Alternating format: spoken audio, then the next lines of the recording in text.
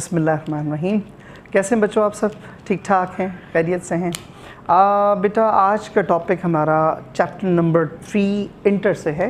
ये कि स्टूडेंट ने मुझे स्पेशली कहा था कि सर नर्व इम्पल्स को थोड़ा डिस्कस करें।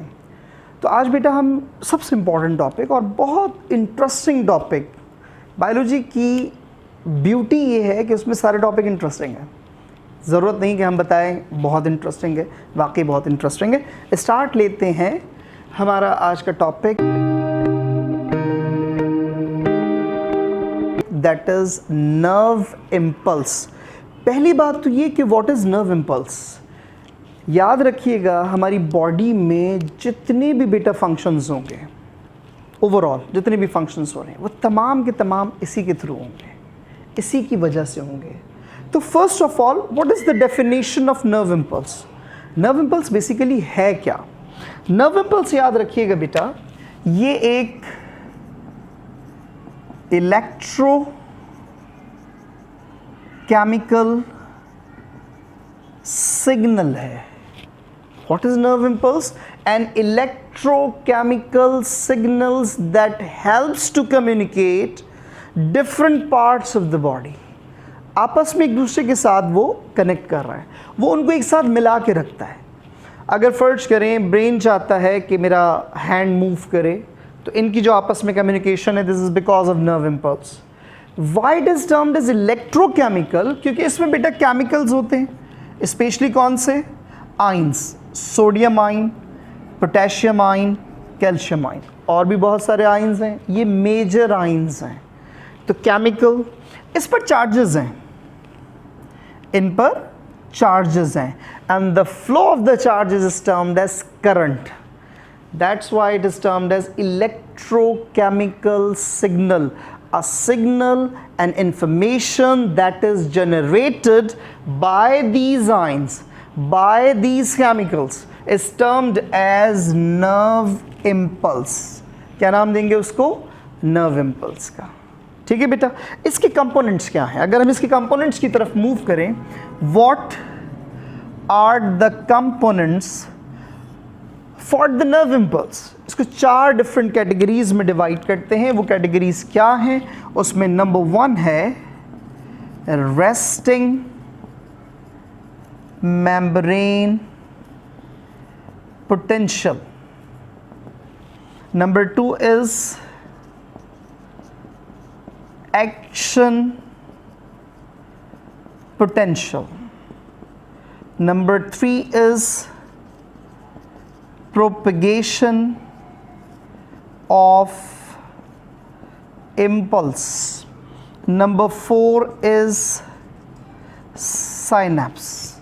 ये 4 बेटा इसमें मेजर कंपोनेंट्स हैं। Number 1 is resting membrane potential, number 2 is action potential, number 3 is propagation of impulse, and number 4 is synapse. भूल जाएं, इन कंपोनेंट्स को सबसे पहले पढ़ा किस पे गया था? अगर आप याद करें, phylum Mollusca, a giant, the largest invertebrate of the world, squid पे पहले देखा गया था। इन सब को समझने से पहले एक मैं आपको सिनेरियो समझाऊं कि बेसिकली नेचर ने सेल को बनाया कैसे। यहां पर एक सेल बनाते हैं बेटा। जब भी हम सेल को पढ़ते हैं, इसके 2 रीजन्स पढ़ते हैं।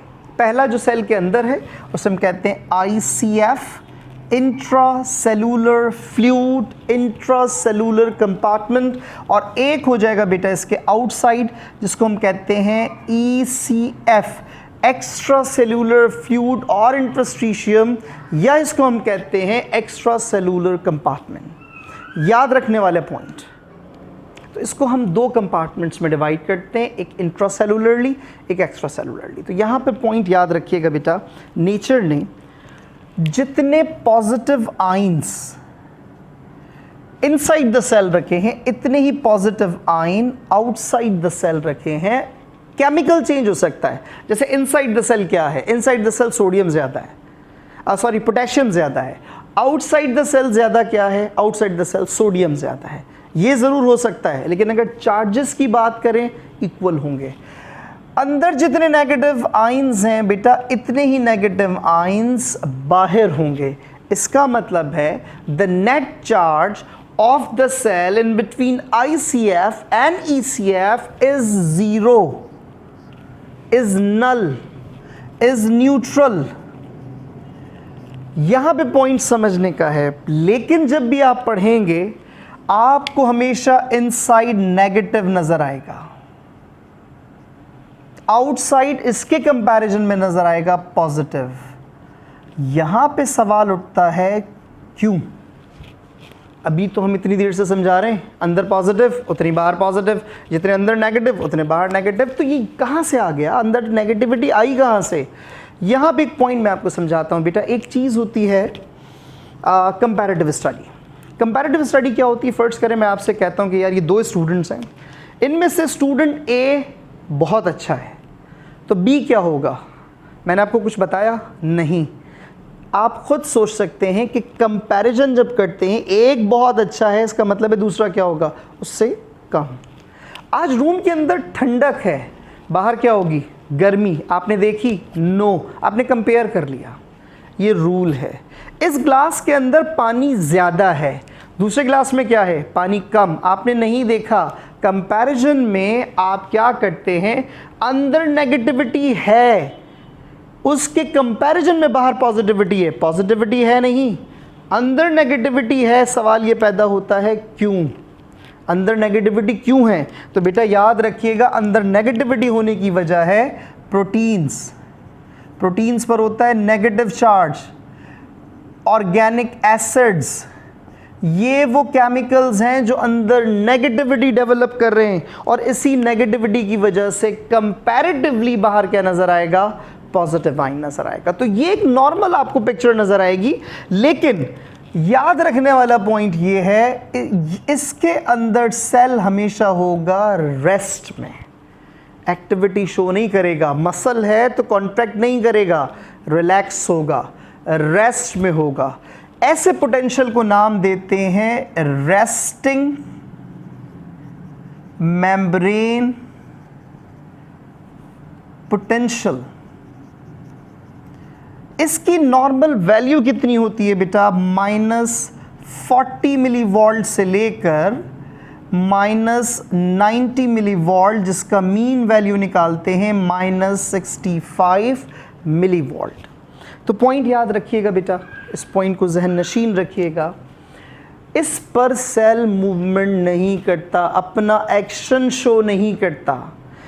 अब देखिए यहाँ पर चार्जेस मौजूद हैं, अंदर नेगेटिविटी बाहर पॉजिटिविटी। हम चाहते हैं कि सेल अपनी एक्टिविटी शो करे, तो हम फर्स्ट से कंपोनेंट रेस्टिंग मेम्ब्रेन पोटेंशियल से अब जंप करेंगे टुवर्ड्स एक्शन पोटेंशियल। तो अब हम आते हैं किसकी तरफ? एक्शन पोटेंशियल की तरफ आते हैं। तो फर्स्ट हमारा कंपोनेंट हुआ रेस्टिंग मेम्ब्रेन पोटेंशियल, जिसको नाम देते हैं RMP। अब हम चाहते हैं ये मसल कॉन्ट्रैक्ट करें, हम चाहते हैं ये ग्लैंड है हार्मोन सिक्रीट करे। क्या करें? आप इसकी पोलैरिटी को, इसके इस रेस्ट को डिस्टर्ब कर दें। डिस्टर्ब कैसे करेंगे? देखें, इसको समझें। वही सेल बनाते हैं, ये सेल आपके सामने मौजूद है। मैंने आपसे भी थोड़ी देर पहले कहा था कि अंदर पोटेशियम आयन ज़्यादा होता है, बाहर सोडियम आयन ज़्यादा होता है। अंदर अभी थी नेगेटिव चार्जेस। क्या थे बेटा? नेगेटिव चार्जेस, ठीक है। इसके कंपैरिजन में बाहर क्या थे? Positive charges. पॉजिटिव है नहीं, फिर मैं बात कहूँगा कंपैरिजन में। तो अंदर नेगेटिव है, बाहर पॉजिटिव है। अब हुआ क्या? यहाँ पर बेटा एक चैनल ओपन होगा, उस चैनल को कहते हैं सोडियम चैनल। उस चैनल को क्या कहते हैं? Sodium channel. Sodium channel open होगा, सोडियम मूव करेगा फ्रॉम आउटसाइड टू इनसाइड। अब आप देखें, अंदर का हम रखते हैं -65 मिलीवोल्ट। मैं अगर एक प्लस का चार्ज अंदर भेज दूंगा तो -65 में +1 मिलीवोल्ट हुआ, तो ये क्या होगा? -64 मिलीवोल्ट। अब सोडियम कंटिन्यूसली इनफ्लक्स होते जाएंगे। क्या होते जाएंगे? इनफ्लक्स, एंटर होते जाएंगे। तो इसके चार्जेस क्या हो जाएंगे? अंदर पहले नेगेटिव था, अब नज़र कैसे आएगा बेटा, अब आपको अंदर नज़र आएगा पॉजिटिव, और इसके कंपैरिजन में बाहर क्या नज़र आएगा, नेगेटिव। तो ये -64 से कम होते होते होते होते पहले पहुंचेगा 0 पर, और 0 से चला जाएगा फिर किसके पास बेटा, +35 मिलीवोल्ट तक। कहाँ तक चला जाएगा, +35 मिलीवोल्ट तक। इस पर जैसे ही टच करेगा सारे सोडियम के चैनल ओपन होने के बाद हो जाएंगे क्लोज, और ये शो करेगा एक्शन पोटेंशियल। मसल है तो कॉन्ट्रैक्ट करेगा, ग्लैंड है तो सिक्रीशन करेगा, जो इसने एक्टिविटी करनी है वो एक्टिविटी शो करेगा। इसके बाद हम चाहते हैं दोबारा से नॉर्मल हो जाए। अब नॉर्मल होने के लिए क्या होगा कि ये सेल देखें अंदर मौजूद है क्या, प्लस चार्ज। अब वो प्लस चार्ज हम इसको वापस से रेस्ट में लाना चाहते हैं, +35 से -90 -65 मिलीवोल्ट तक लाना चाहते हैं। तो क्या करें, रूल कहता है सोडियम को बाहर निकाल दो। सोडियम आया था सेल के अंदर, आया, बाहर निकाल दो। लेकिन यह मसला क्या है, सोडियम का जो चैनल है, सोडियम का जो गेट है वो बाहर से ओपन होता है, अंदर से ओपन नहीं होता। अब क्या करें, पोटेशियम कहता है यार मैं हूं ना, परेशान क्यों होते हो। यहां पर बेटा याद रखिएगा, पोटेशियम क्या करेगा, उसका जो गेट है पोटेशियम यहां से बाहर की तरफ मूवमेंट शो करेगा। इसे कहते हैं ई फ्लक्स। क्या नाम देंगे, ई फ्लक्स, यानी आउटवर्ड मूवमेंट ऑफ पोटेशियम। अब देखें आप, अंदर चार्ज कितना था, +35 मिलीवोल्ट। कितना था बेटा, +35 मिलीवोल्ट। पोटेशियम एक बाहर आया, क्या हो जाएगा, +34। कम होते होते कहाँ पहुँचेगा, 0। फिर और पोटेशियम निकल गया, कहाँ पहुँचेगा, -65 मिलीवोल्ट। तो सारा पोटेशियम कहाँ आ जाएगा, इधर बाहर आ जाएगा। और ये दोबारा से क्या हो जाएगा बेटा, रेस्टिंग मेम्ब्रेन पोटेंशियल। अब ये दोबारा से रेस्ट में है। अब यहाँ पे सबसे अहम पॉइंट, इसे दोबारा कॉन्फ्लिक्ट करवाना है, इसे दोबारा हार्मोन सिक्रीट करना है। पोटेशियम बेचारा बाहर पड़ा है, सोडियम इनसाइड है। सोडियम दोबारा कैसे अंदर जाएगा कि एक्शन पोटेंशियल जनरेट हो। यहाँ याद रखिएगा, जब भी ये रेस्ट में आता है, जब भी रेस्ट में आएगा, ये क्या करता है बेटा, ये सेल रेस्ट में आया, रेस्ट में आते ही इसके तमाम के तमाम सोडियम और पोटेशियम अब काउंटर चैनल ओपन होगा। कैसे, एक हाथ दो, एक हाथ लो। अब फर्ज करें बेटा, अगर सोडियम यहां से बाहर जाता है और पोटेशियम यहां से अंदर आता है, क्या -65 पर कोई इफेक्ट पड़ेगा, नो। एक पॉजिटिव गया, एक पॉजिटिव आया, चार्ज पर कोई इफेक्ट ही नहीं हुआ। हाँ, अगर नेगेटिव चला जाता, पॉजिटिव आ जाता, या पॉजिटिव चला जाता, नेगेटिव आ जाता, तो चार्जेस में फ़र्क आ जाता। इसलिए बेटा जब भी ये दोबारा रेस्ट में आएगा, RMP रेस्टिंग मेम्ब्रेन पोटेंशियल पर आएगा, क्या होगा, दोनों का काउंटर एक्सचेंज होगा। अब सेल प्रिपेयर है, सेल बिल्कुल रेडी है, ये दोबारा से फंक्शन परफॉर्म कर सकता है। और सबसे ज़्यादा पेक्युलर चीज़, 1 मिलीसेकंड में ये सब कंप्लीट हो जाता है। 1 मिलीसेकंड में, इतना रैपिड होता है। यहाँ पे बेटा कुछ MCQ के पॉइंट ऑफ व्यू से मैं आपको 1-2 पॉइंट समझा दूँ। पहला, याद रखिएगा बेटा, ये जो मैंने टर्म यहाँ पे यूज़ की ना बेटा, that is influx, influx of sodium, efflux of potassium, इसको याद रखिएगा। अब सुने सॉरी, ये रेस्ट में था, रेस्टिंग मेम्ब्रेन पोटेंशियल था, अंदर नेगेटिव चार्ज था, बाहर पॉजिटिव चार्ज था। चार्ज्ड बॉडी को हम कहते हैं, चार्ज सेल को पोलराइज सेल। इस फिनोमिना को कहते हैं पोलराइजेशन। क्या नाम देंगे बेटा, पोलराइजेशन। याद रहेगा, पोलराइजेशन। यहां पे क्या हुआ, आपने एक्शन पोटेंशियल जनरेट करना था, आपने उसकी पोलैरिटी को डिस्टर्ब किया। आप यहां पे नाम लिखेंगे, this is depolarization, disturbance in the polarity of cell, disturbance in the charges of the cell। आप इसके चार्जेस को डिस्टर्ब कर देंगे, आप इसकी पोलैरिटी को डिस्टर्ब कर देंगे। फिर आपने क्या किया, दोबारा से इसे रेस्ट में लेकर आए, regaining of the polarity, regaining of the polarization. So it is termed as repolarisation.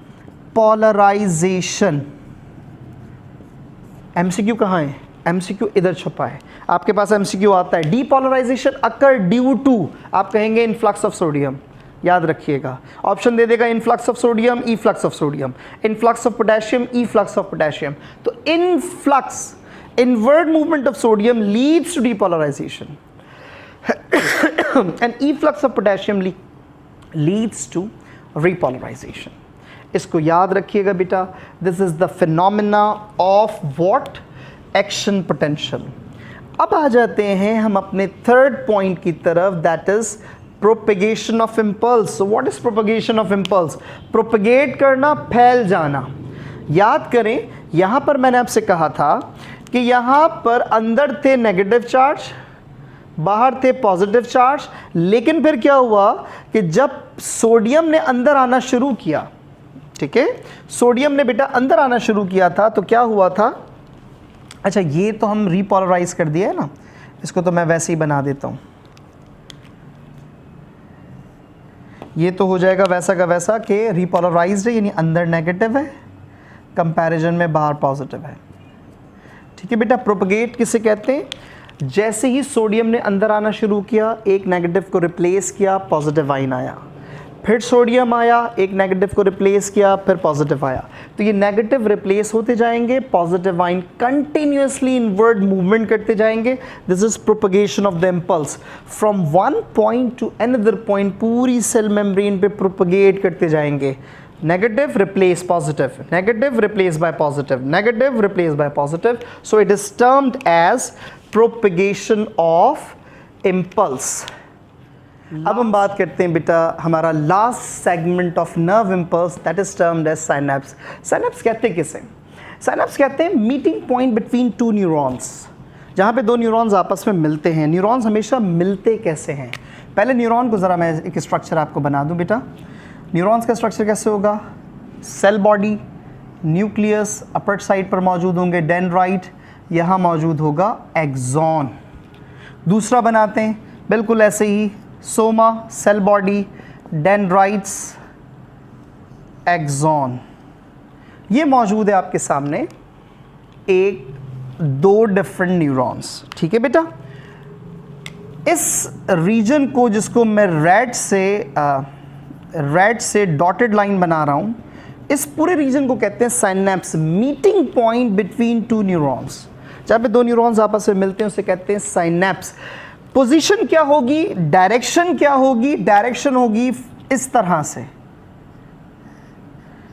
जो इलेक्ट्रोकेमिकल सिग्नल जनरेट होगा वो जनरेट होगा from axon to dendrite, then again from axon to dendrite, from axon to dendrite, from axon to dendrite. अगर इसे upward जाना है तो आप इसे ऐसे घुमा दें, जाएगा वही एक्सॉन से डेंड्राइट की तरफ। अब देखें डायरेक्शन ये है, तो पहला न्यूरॉन कौन सा है? This one. दूसरा न्यूरॉन कौन सा है? This one. ये रीजन क्या है? साइनेप्स। ये रीजन क्या है बेटा? साइनेप्स। बीच वाला रीजन है साइनेप्स। ये साइनेप्स से पहले न्यूरॉन है, ये साइनेप्स के बाद न्यूरॉन है। तो साइनेप्स के तीन कंपोनेंट्स होते हैं। वो कौन कौन से कंपोनेंट हैं? उसमें सबसे पहला कंपोनेंट है that is pre synaptic neuron. दूसरा कंपोनेंट है बेटा पोस्ट साइनेप्टिक न्यूरॉन, और उनके दरमियान में जो स्पेस है इसे कहते हैं साइनेप्टिक क्लेफ्ट। क्लेफ्ट कहते हैं स्पेस को, क्लेफ्ट मीन स्पेस, गैप आ जाता है। तो यहां पे हल्का सा गैप है। ये गैप जो है बेटा it is filled by calcium. इसमें कैल्शियम भरा पड़ा है, ठीक है। याद रखिएगा सिनेप्स के 3 component, pre synaptic neuron, post synaptic neuron और बीच में मौजूद है साइनेप्टिक क्लेफ्ट। इसको साइनेप्टिक गटर भी कहते हैं। गटर बोले तो स्पेस जहाँ पे गैप होता है, जहाँ पे कोई चीज़ ड्रेन की जाती है, तो यहाँ पे गैप मौजूद है, ये नेचर ने बनाया। अब इन्फॉर्मेशन पास कैसे होती है? इन्फॉर्मेशन फर्स्ट करें, यहाँ फर्स्ट से सेकंड पे हमें ट्रांसमिट करनी है। जैसी इन्फॉर्मेशन यहाँ पे याद रखिएगा, न्यूरॉन के एंड में इस तरह से इन्हें कहते हैं synaptic buttons, synaptic knobs that contain, इसमें क्या मौजूद होता है? Neuro transmitter. सॉरी थोड़ा सा आगे चला गया है, लेकिन याद रखिएगा दैट इज न्यूरो ट्रांसमीटर।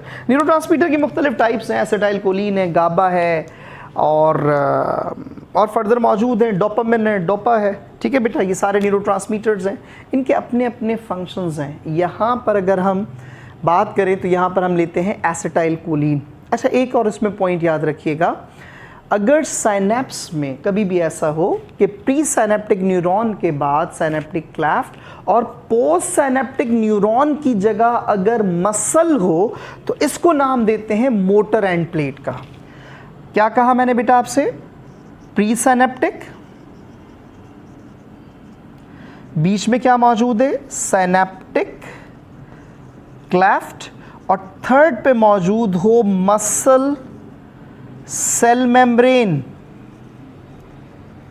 तो इस साइनेप्स को हम नाम क्या देंगे?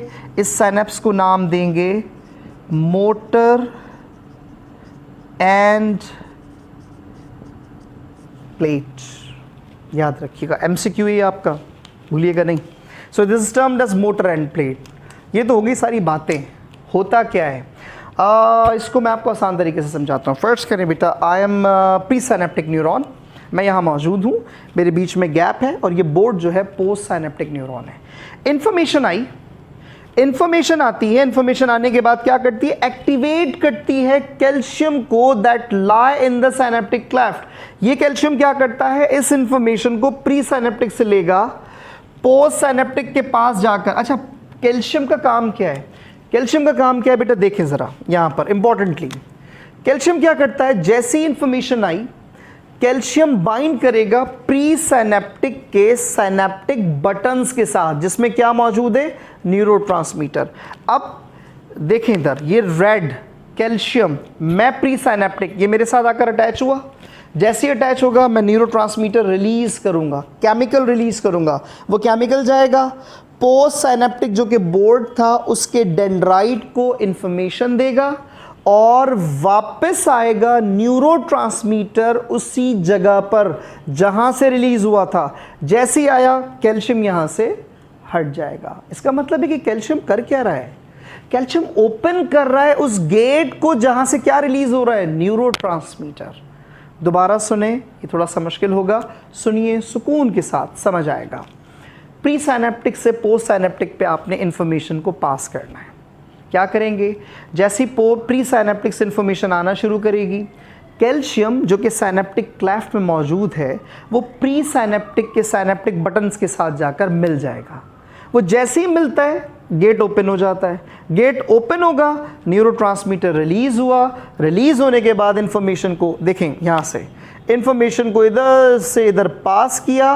इंफॉर्मेशन पास करने के बाद दोबारा से चला जाएगा उसी जगह पर प्री साइनेप्टिक के पास जहां से आया था। याद कीजिए, थोड़ा सा रिकॉल करें, मैंने आपको बताया था एंजाइम में बॉडी के 3 कंपोनेंट्स, 3 केमिकल्स कभी भी यूटिलाइज नहीं होते। नंबर 1 एंजाइम, नंबर 2 आपके सामने न्यूरोट्रांसमीटर और नंबर 3 हार्मोन। ये याद रखिएगा। तो बेटा ये एक इसका पूरा फिनोमेना है, याद रहेगा। कोई कंफ्यूजन, इसमें अगर कोई कंफ्यूजन हो, कोई क्वेश्चन हो, आप आज मुझसे पूछ सकते हैं, आपको पूरी इजाज़त है। आप बेटा इसको अच्छी तरह पढ़ें, सुने, समझे। कहीं कोई प्रॉब्लम आए मैं हाजिर हूँ, मुझे आप ज़रूर बताइएगा। Thank you so much for your time. Thank you.